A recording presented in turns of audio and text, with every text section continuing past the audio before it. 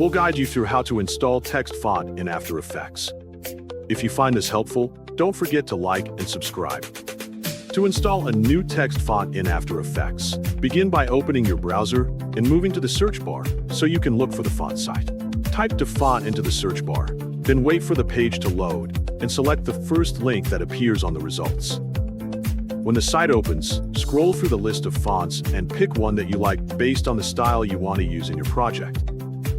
After choosing a font, look at the right side of the font page and press the download button so the file can be saved to your computer. Once the download finishes, open the zip file and look for the TTF file inside it.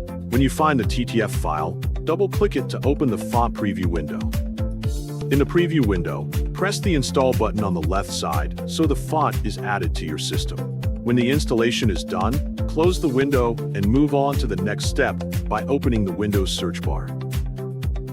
Type After Effects into the search bar and click the program when it shows up in the results. After the software opens, press the New Composition button so you can start working with a fresh workspace. In the timeline area, right-click and select New. Then choose Text so you can make a new text layer.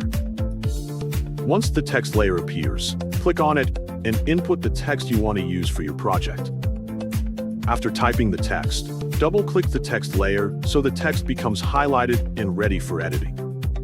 Now go to the text settings on the right side of the program and look for the font selection menu. Click the font menu to open the full list of installed fonts on your computer. Use the search bar inside the font list to look up the name of the font you downloaded earlier from DaFont.